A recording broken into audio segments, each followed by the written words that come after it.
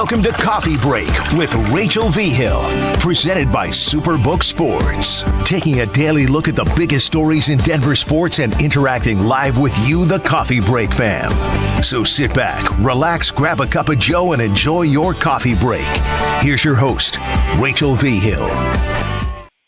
Welcome into Coffee Break. I am not Rachel V. Hill, a little less attractive than Rachel V. Hill. I am Will Peterson. That is D-Man. A little. A lot less. Okay. But I wanted to show off my Beagle cup. You were showing off your cup. We're going to hang with you for the next 45 minutes or so. Here today, we're going to be joined by our guy, James Marilat. And D-Mac, it's starting to feel real, man. The finals, less than 36 hours away from getting going at Ball Arena. Yeah, the open practice is from noon to 12:30. And then the Nuggets media day goes from 12:30 to 1:15. And I'm not really sure what we're going to get out of the Nuggets media day locally. I mean, for the past 4 days, we've talked to every single person that's going to play in the series. I mean, we haven't got the lowdown from Ish Smith, I guess. But, we've had an opportunity to talk to everybody. So I guess this is locally, it'll be interesting to see what nationally people will be asking the Nuggets players. And I suppose the Heat players. And the Heat's practice and media day is after that. So it's a great day to get to know everybody. Okay, but is this, and we're going to get to it a little later in the show because I want to hear some media day stories from you because I know you have good ones from over the years at the different sports. But is this the one that Guillermo from Jimmy Kimmel Live is at? And it's kind of this whole little, it's goofy, right? It's kind of like those Super Bowl media days. It's kind of out of control. I've never been to a NBA Finals media day. So I mean, I guess so. I mean, I guess it would sort of set up like that. Big difference, though. The Super Bowl media day is several days before the game. I mean, the game starts tomorrow. So I'm going to guess it's not quite that sort of foolishness and, that sort of thing. I would guess that it's, pretty basketball-y. Yeah. Maybe there's a fun question here or there. But, I think overall it's pretty basketball-y. Have you seen the Guillermo skits before? Do you know what I'm talking about? I do, but has he done them for the NBA? He does them for the NBA Finals every year because all right. Well, I mean, carry him on ABC, so it's good promotion. He works for an ABC affiliate, whatever. Well, I've run into Guillermo maybe a dozen times. He's been doing it for a long time, so I'm a savvy Guillermo vet. But he's always fun. I will tell you, when those guys do that thing, they're always, what you don't see is there's a whole crew. There's 4 or 5 people sort of getting Guillermo to wherever they need to get Guillermo to. So it's a whole thing. I don't know. Maybe we will see Guillermo today. I guess today would be the day. All right, but as the finals creep closer, D-Mac, it feels like you were on the air on the drive yesterday, 2 to 6. I heard a lot of your show. I did Denver Sports Night with Jake, 6 to 7. You and I, very similar vibes on this series. Yeah. I think the Nuggets, there's a chance that they should be bringing their brooms with them to South Beach. I think worst case scenario, this thing goes 5. Yeah, as a fan, that scares me. But honestly, D-Mac, it's their 3rd or 4th toughest series of the playoffs so far. Phoenix and LA scared me a heck of a lot more, maybe even Minnesota, than Miami does. How do you feel about that? Well, with Rudy Gobert and Karl Anthony Towns, you have size, and you have a tremendous point guard, or whatever you want to call guards these days, and Anthony Edwards. You have size with DeAndre Ayton and Kevin Durant. You have size with LeBron James, Rui, and Anthony Davis. What do you have with the Heat? Bam Adebayo is smaller than all those guys. I mean, maybe he's a little bit taller than LeBron, I guess. I mean, maybe. But, I mean, this is a small team. And I just don't know how small teams match up with a really tall, big Nuggets team. I don't know how they do it. So this to me is – I don't know what level Bam Adebayo would have to play to actually be able to stop Jokic, Will. I mean, we haven't seen it. I mean, we've never seen it in their matchups. And I know he's a good defensive player, but is he a good defensive player against Jokic? Have we seen it? And that's my issue, Will. Like, what is the roadmap to actually beating the Nuggets at home? What is it? No one's been able to lay it out so far, and we've had, oh, well, he's going to have problems with Towns and Gobert. Didn't have problems. Oh, he's going to have problems against DeAndre Ayton because he had problems 2 years ago. Didn't have problems. Oh, Anthony Davis is going to be the one to shut him down. Didn't have any problem. So let's go ahead and bring in our guy, James Merilatt, the editor of denversports.com. He will join this conversation with us. Look at that playoff beard, James. Are you getting ready to get rid of it? Oh, my gosh. Yeah, I'm starting to look like I should either have a volleyball as a best friend or I should be out churning butter. This is getting ridiculous. Wilson. All right, but let's bring you in on this conversation. Are D-Mac and I being too confident, borderline cocky, that the Miami Heat are the third worst opponent the Nuggets have faced in these playoffs? And if Davis and Ayton and Towns and Gobert couldn't shut down Jokic, how the heck is Bam Adebayo going to shut down Jokic? No, I think you guys are on the money. I do think you're overlooking the Eric Spoelstra effect. Now, I don't think he's going to be able to overcome all that, but do I think he's going to throw some sort of a curveball, and when everybody else has been zigging, he's going to zag? Yeah, and maybe they try to go small and be like, hey, look at what the Warriors did, and it was a different team, I get it, but Jokic was on the floor last year in the playoffs with the small roster, making the Nuggets chase around the perimeter. Let's see if we can do that. Maybe, and it might be effective for a quarter or a half or even a game, but is it going to be effective enough to win 4 times? I don't think so, but they're going to try something. Eric Spoelstra is not just going to say, well, we'll roll out the balls and just let the same guys who beat Boston try and beat Denver. I don't think that's going to happen. So what's the quirk? What's the curveball? We'll find out, but I expect him to have something up his sleeve. D-Mac? He can only do so much as a coach. Agreed. And I think at this time, the NBA Finals, I think all the coaching's basically been done. I don't know. What are you coaching these guys to do at this point? Are we having new inbounds plays? Well, what exactly is happening here? Well, let's look at through this playoff run, right? And the Nuggets are 12-3, but there have been some things that have given them fits, right? So you saw Chris Finch starting in game 2 of the Minnesota series, start picking up Jamal Murray at least at half court, oftentimes 3/4 court. It slows the Nuggets down. It takes them 10, 11, 12 seconds to get into their offense. Okay, there's less they can do. Teams have just dared Aaron Gordon to shoot. Okay, let's just do that. And then Monty Williams in the games in Phoenix, he said, you know what, Jokic, go score 53. We're not going to double you. Go score 53 points. But the Nuggets are at their best when that guy is facilitating everybody else, not when he's scoring 53. So is there some combination of those things that the Heat could do that could potentially cause problems? Maybe, but let's not act like there hasn't been anything that's given them issues throughout the playoffs. Now they've overcome them and they have found an answer. But there have been pieces, if you're watching all the film, if you're the advanced scout for the Heat, and through the last week and a half or whatever, while they were dealing with Boston, you were scouting the Nuggets. Those are some of the things that would have jumped out at you. And you let's play this game. Let's play this game. Give me an issue, and I'll tell you how the Nuggets have adjusted to it. So cool. Just give me an issue because they've been through basically everything. My point being, when they need to make adjustments, it happens fast. So go ahead, guys. What's an issue? Okay, well, let's just run through those three curveballs that were thrown at him. All right, picking up Jamal Murray 3/4 court, making him work his butt off to get it up the floor. They have got the ball to Jokic to bring the ball up, or they get it to KCP and they just sort of throw it over their heads. Okay. Or they set up screens deeper in the, Jokic will set up a screen at midcourt or something like that. So they either get the ball out of Murray's hands or they set up screens earlier in the half court. Not doubling Jokic and just realizing, you know what, he's going to get 40 and so be it. The doubling of Jokic thing, boy, is that a disaster. I mean, that is seriously never worked. And that gives the Nuggets the most options. And usually the doubling of Jokic equals to Murray hitting a lot of very makeable mid-range shots or turnarounds. And the doubling of Jokic also opens up Michael Porter Jr. and, frankly, everybody from 3.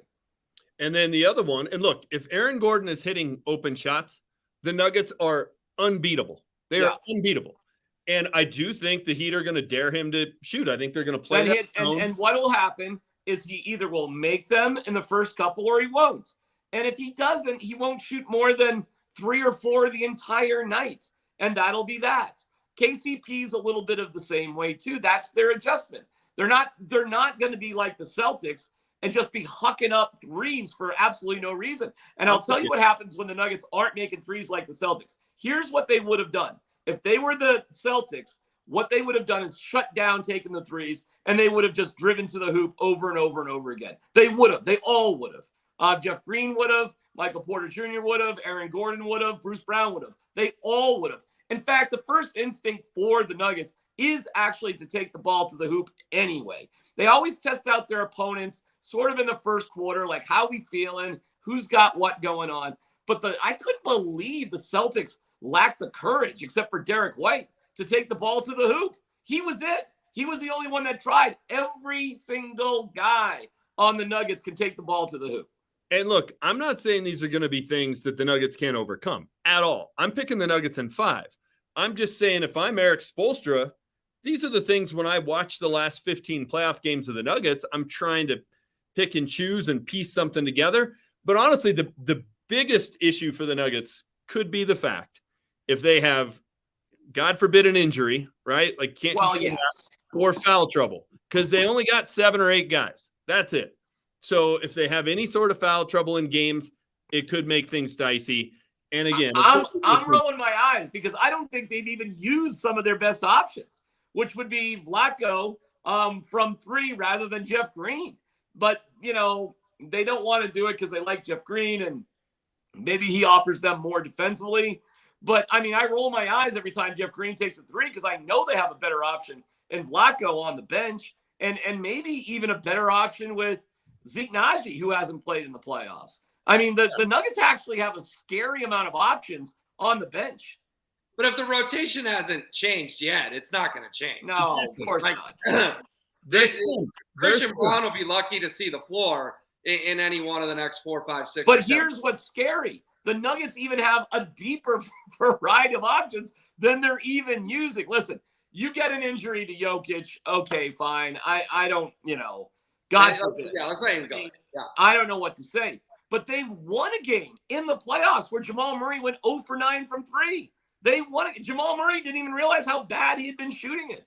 They've won games where Jamal and Aaron Gordon weren't so great, and KCP and maybe Michael Porter Jr. I mean, the Nuggets are so flexible in this series. Seriously, if they allowed Michael Porter Jr. to take 23 shots a game, he would be the MVP of the series. The variety of ways the Nuggets can beat you.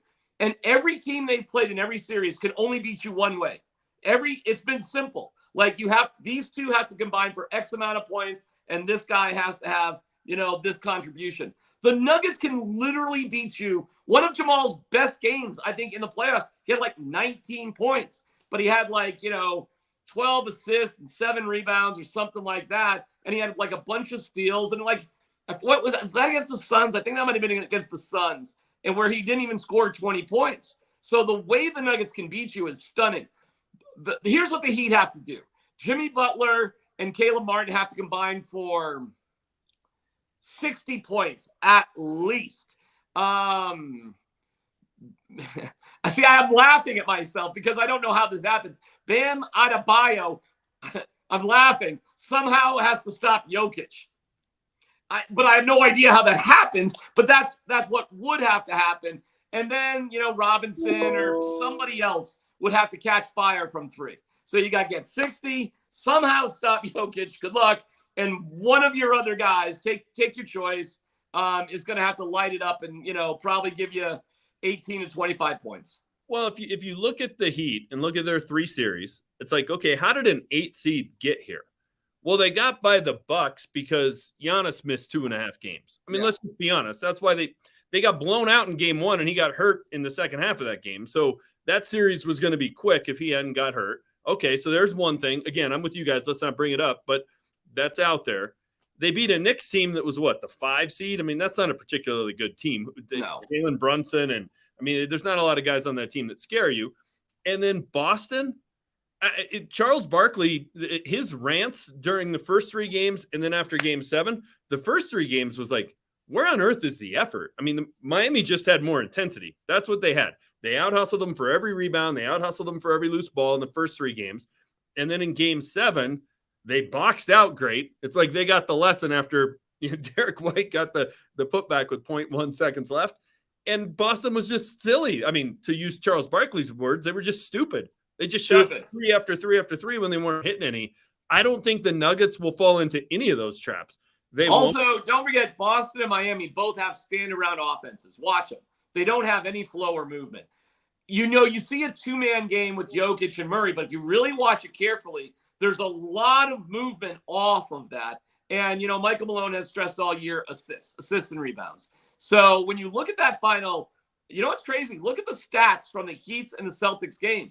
Their numbers are almost identical in everything except for one category, and that's 3-point shooting. And Boston shot 29%, and Miami shot 50%. Other than that, rebounds, assists, turnovers, they were almost identical. I mean, it was a very kind of bad game from both teams. It's just one team played badder in a bad way, not like I'm bad, like badder, worster than the other team. And that's how game 7 ended. I mean, I get it why it's a bit of a subdued reaction from the Heat. They know they played pretty lousy and still won the game. Listen, the Suns are the best team the Nuggets played. I agree. Would have beat the Celtics or the Heat. They would have. And the only way the Suns beat the Nuggets is Devin Booker had to shoot 80% in 2 games. That's it. Yeah. All right. Excuse me. Well, I feel like, Rachel, we got to keep this thing moving because you two could just go all day with each other. The point I was going to make like 6 minutes ago, but I'll make it now just because I want to get it off my chest, was James. They're 12-3 in the playoffs, but you can explain all 3 losses super easy. Minnesota, they go to overtime after going on an all-time 12-0 run. And who was it who banked in the 3 that got overtime off to a bad start? Was it Mike Conley? Someone had a ridiculous corner bank that changed the entire tenor of that overtime. So that's one. And then their only other 2 losses were games 3 and 4 in Phoenix when Devin Booker shot like 85%. So that's how you explain their 3 losses. They're 12-3. Easily could have been 12-0. So they do look unbeatable. But I want to get on to Jimmy Butler. You guys can see that's the next thing on our rundown. Where does Jimmy rank? Jake Shapiro and I had a big debate about this on Denver Sports Tonight last night. I say Jimmy Butler is the 5th best player the Nuggets have faced in the playoffs. I have him behind Booker, Durant, LeBron, and AD, and you could maybe even make a case for Anthony Edwards. Jake looked at me like I was insane and said Jimmy Butler's been the 2nd best player in these playoffs besides Nikola Jokic. He's by far the toughest matchup the Nuggets have had. So we could not have been on more extremes in terms of what we thought of Jimmy. James, I will start with you. Who's more correct here? Is he like the 6th best player they faced, or is he clearly the best test they've had so far? Well, and I heard that debate, and it was good, and I think you both made some good points in it. So I think overall as a player, in terms of their careers and regular season and all the rest of that, you're right. Jimmy Butler is below all of those guys. But playoff Jimmy is a little bit of a different cat, and it's where you're able to just will your team to victories where, Devin Booker doesn't seem to have that gene. Kevin Durant doesn't have that gene. It's why he has to continually join other winners in order to get over the hump.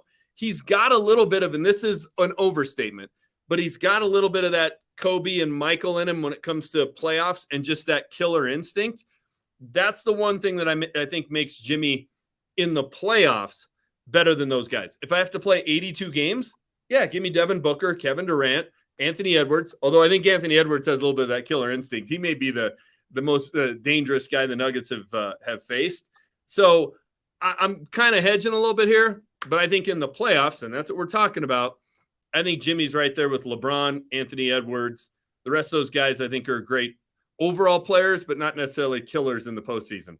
Well, Anthony Edwards is certainly stronger with a chair than any of those guys. There's no doubt about that. And Jimmy Butler's their 30-point-a-game guy. Listen, guys, every single NBA team has a 30-point-a-game guy. Every single one.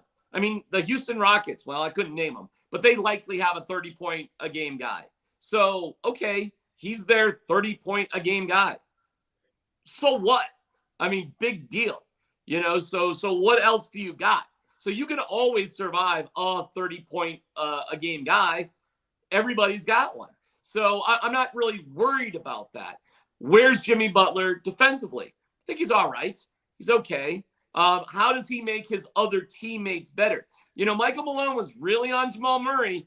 More assists, more rebounds, fuller game, and because Jamal was a little tentative. He admitted it, that coming off his knee, the one area of his game that was the last to return was his confidence inside and rebounding. Because it was just, and you can understand that. You're amongst traffic. It's just, I can see where it can get in your head. Well, Jamal's even over that. But where's Jimmy Butler with that kind of stuff? Never mind that he's the second tallest guy on the team, which seems ridiculous at 6'7", but it's true. So he's okay, but he's just okay. I think Devin Booker is way better than Jimmy Butler. Never mind LeBron. LeBron's better than Jimmy Butler. Yeah. Give me a break. You know what this reminds me of, though, a little bit? And their games are different, but it's a little bit like Dame Lillard when they faced one 2 years ago. That guy was just making shots from everywhere. Unbelievable. Handedly carrying them, and you're like, oh, my God, this game's in quadruple overtime because Dame just won't miss. Like, could we see that in a game or two from Jimmy Butler? Well, let me ask you this, Sure. and I don't know the answer. How many 40-point games does Jimmy Butler have? Now, I call him a 30-point guy, but Dame Lillard's a 40-point guy. And if I say 40, that means you could go to 45. Or you could go down to 35. When I say 30, maybe you could go to 35, but you could also go to 23. It could be like that. So you'd have to tell me how many really disruptive 40-point games, he has. Because I know Dame Lillard has a bunch of them and can do it at the drop of a hat. But in terms of just kind of being a one-man show, nobody else around that really scares you. But the way they could beat the Nuggets back in that series was when Dame went off for 50. I feel like this is kind of the same thing, but he ain't going for 54 times. And we saw that with Devin Booker. As great as Devin Booker played for most of the series, I mean, it eventually does get to you. Now, the NBA Finals is different. There's more separation between games. There's 2 days off between games 1 and 2, even though we're just here in Denver. There's a couple of days off, right? Sunday to Wednesday. There's another 2 days off down in Miami. I mean, there's this kind of ridiculous amount of rest that these guys get during the NBA Finals. They don't get at any other time, including in the playoffs, but you get it during the finals. But still, is he going to put up 45 every game? All right. I have the answer. He has 2 40-point games in these playoffs, and they both came against Milwaukee. He did not have a 40-point game in round 2 against the Knicks, and he did not have a 40-point game in round 3 against the Celtics. So he's got 2 of them, but they were more than a month ago. It's pretty good. I mean, at least that's a little something. It gives you the potential. I don't know if you're looking at it right there, but he scored 56 in one game against Milwaukee. Wow. Well, okay, fine. If he's going to score 56, they win. And that's how they upset the number 1 seed. Giannis didn't play 2.5 of the 5 games, and Jimmy Butler had a 40-burger and a 50-burger. That's how they do it. Yeah, I mean, listen, I don't know where the Bucks rank defensively, but hey, man, if a guy's going to go off like that, I mean, all right. But then again, LeBron had, 33 or 31 or something like that in the first half. Guys get tired. They do, and it wrapped. I don't know. I don't know what to say here. I mean, he probably had 56 points and 3 assists. He probably had 56 points and 40 shots. 9 rebounds, 2 assists. He was 19 of 28 from the field. That's pretty ridiculously efficient. So, okay, that's a flat out great game. And yeah, that's a great game. That's a great game. That was game 4 back in Miami to put them up 3-1. In the meantime, James, I know you are hosting with Zach Bye today in for Brandon Stokely. So we are going to let you go so you can go be on 104.3 The Fan, but we appreciate your time. Yeah, you bet, fellas. I enjoyed it. There he goes, James Merrill at denversports.com. All right, T-Mac, let's keep this conversation going because there's another wrinkle of this Jimmy Butler. He's been on 4 different teams, right? And this is what I told Jake last night. If he was so good, why did Minnesota let him get away? Why did Chicago let him get away before that?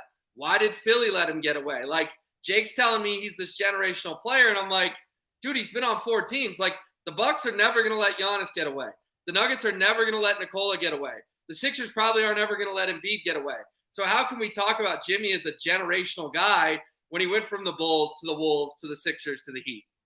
Will, is he even in the top 15 of NBA players? I don't think so. But again, I love Jake, but he looked at me like I was speaking French. Listen, that got everybody's attention, certainly against Milwaukee. But it comes with such a huge caveat, okay, because of Giannis.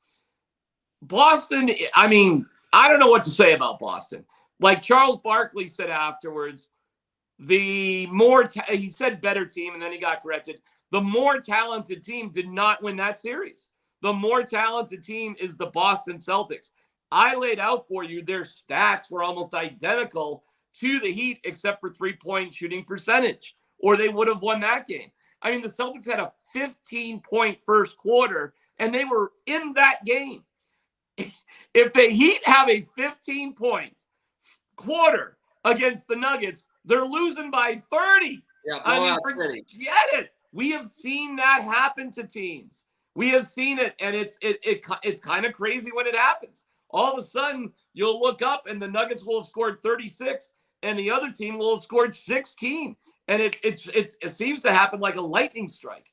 And and that's why teams can't beat Denver at home, because Denver can literally flip that switch. I get the cliche, you got to play a full 48 minutes. I get it.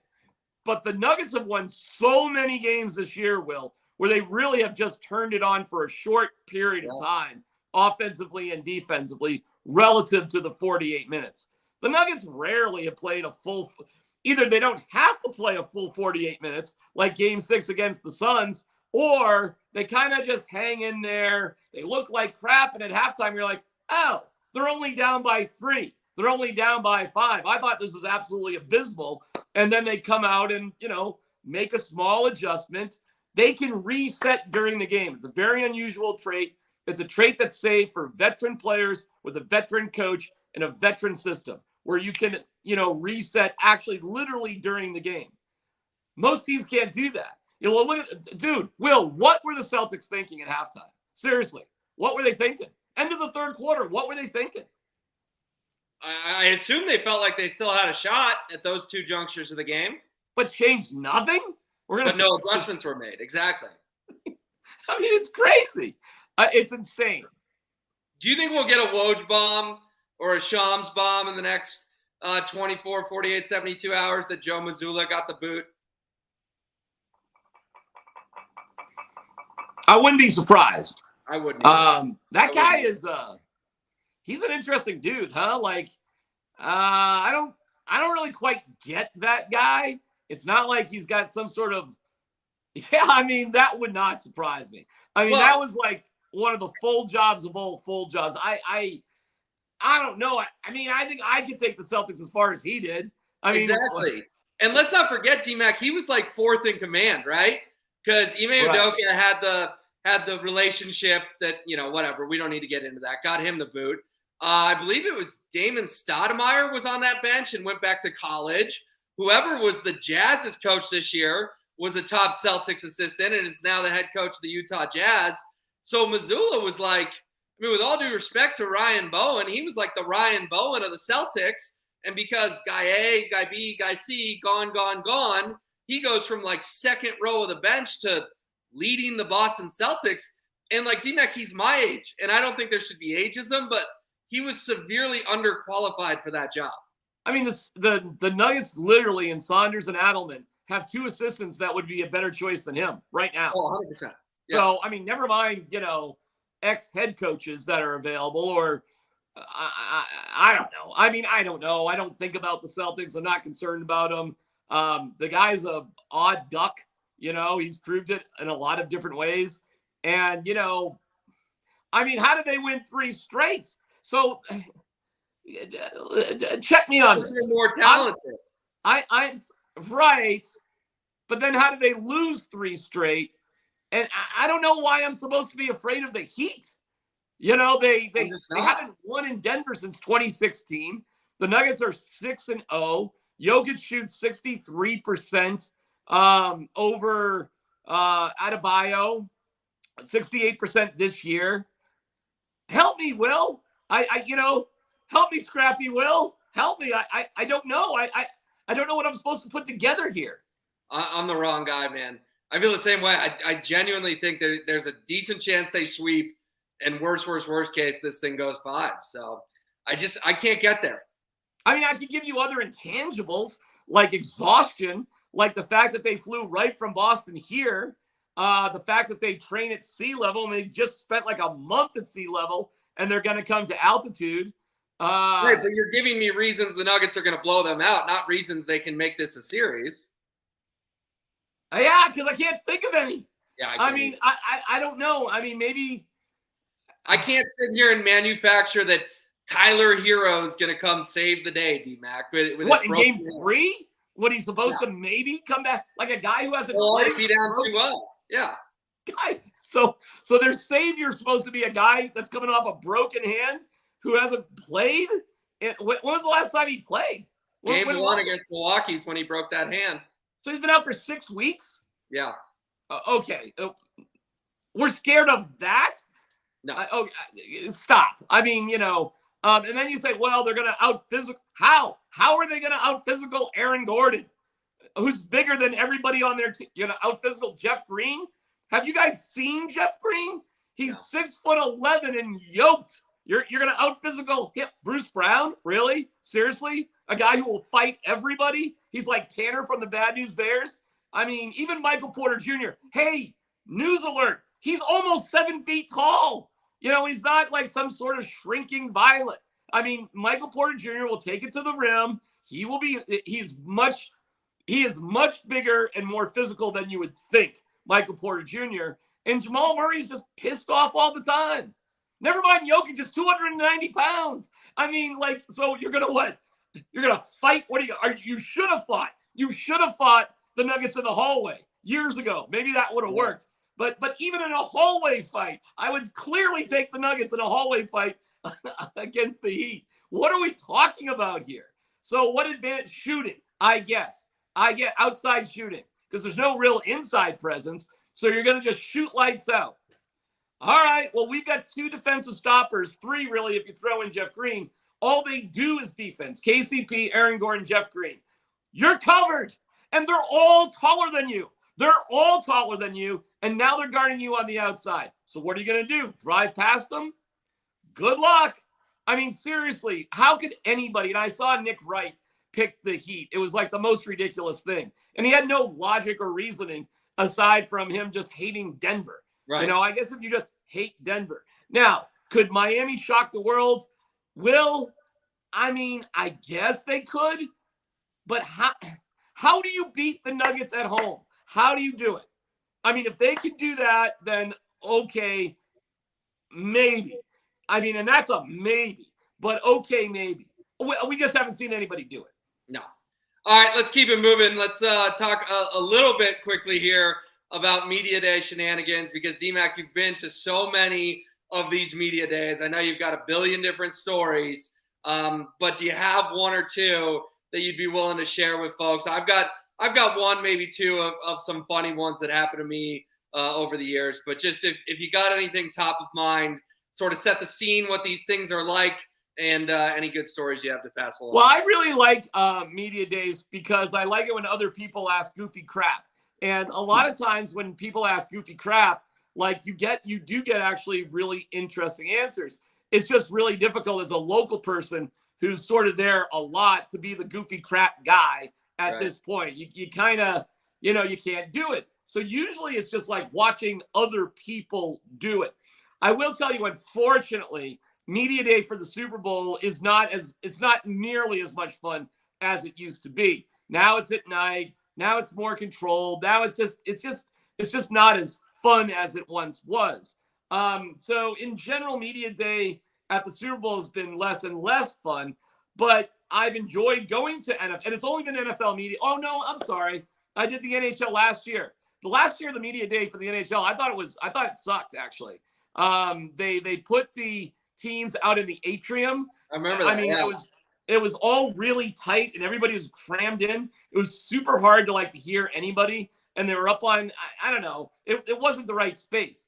This media day is going to be on the floor and it's going to be kind of spread out. And there's only 17 guys on a team. And unless you're really going to break off a one-on-one with Colin Gillespie about his redshirt year, if you're from, Villanova Weekly, Right. aside from that, it's really only 5 or 6 guys you really care even to talk to.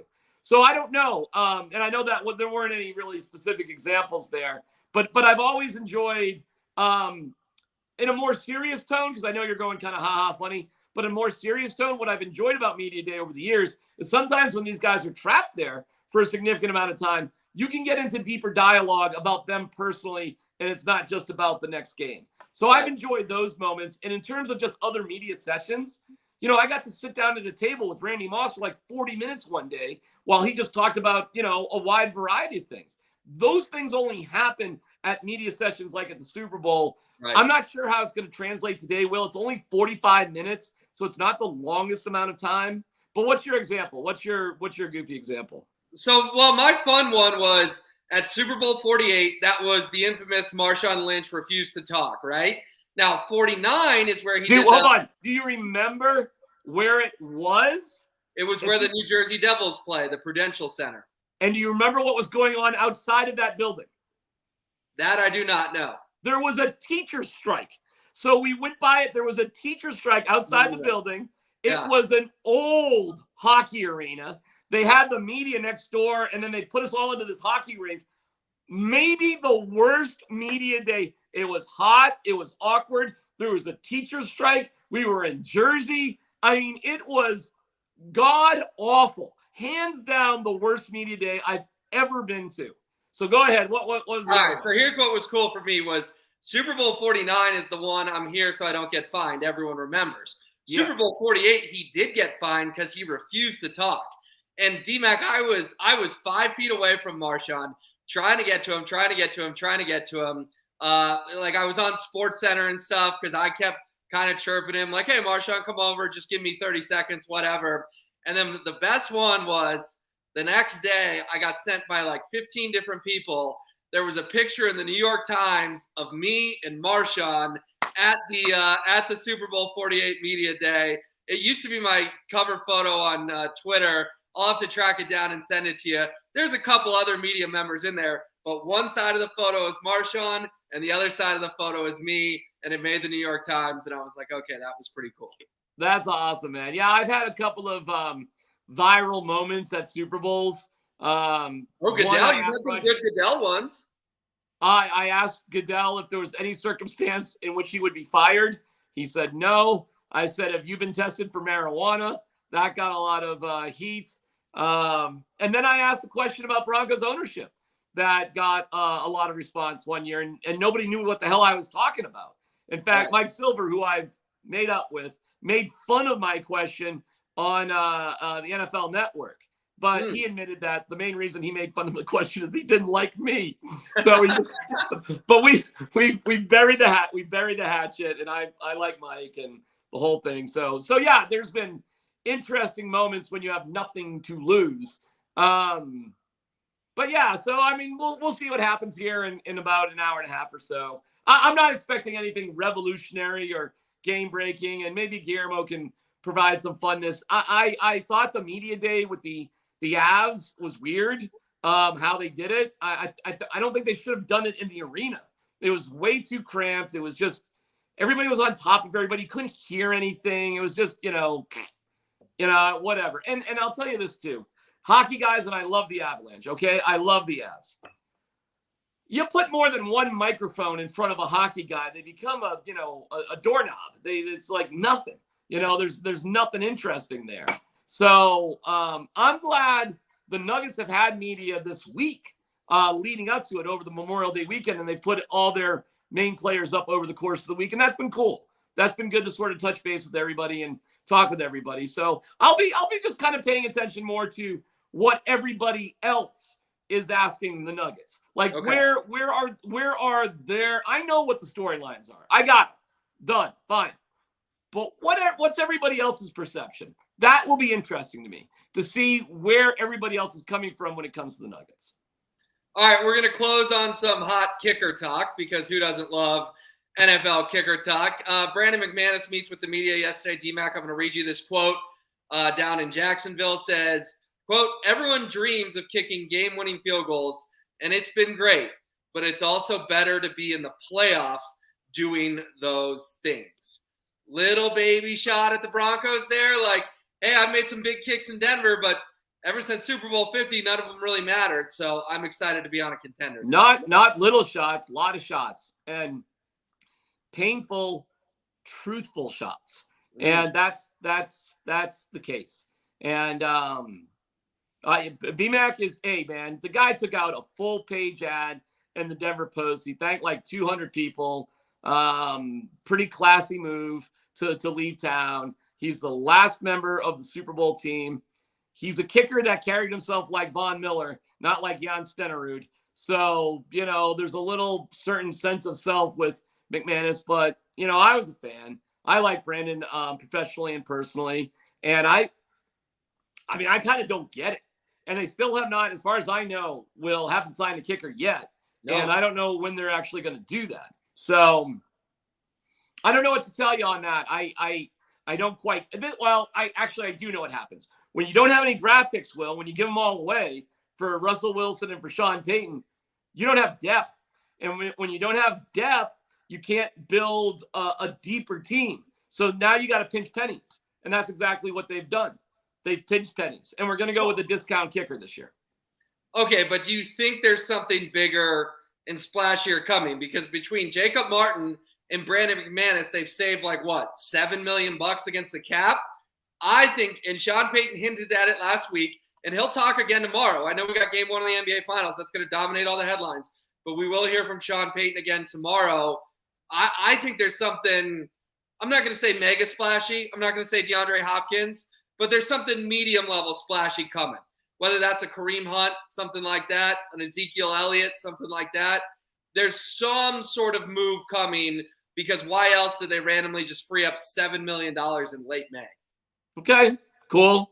I like it. Is that what they have to play with, $7 million right now? Well, that's what they freed up with Martin and McManus. They're closer to 10 now with the whole cap. And they've signed all their rookies? Yep, every rookie. Well, everyone they've drafted has a deal. The undrafted guys, okay, they get $100,000, so they don't. So they got $10 million to play with, huh? Yeah. So they get I think the official number is 9.3, 9.4, but right about 10. That's a lot of money, man. I mean, you can do some damage with that for sure. Yeah, okay, all right. I'll give you that. Again, you sort of make another case though. It's like if you did that just to get $9 million, I mean, if you didn't do it, you'd have $5.5, $6 million, and you would have a kicker that you could trust. Right. That's been around for a while. So, okay. See, this is where we're, and I hope this is all right to say, but we're in okay, Sean territory. Everything is like, okay, Sean, like this is what you want. Okay.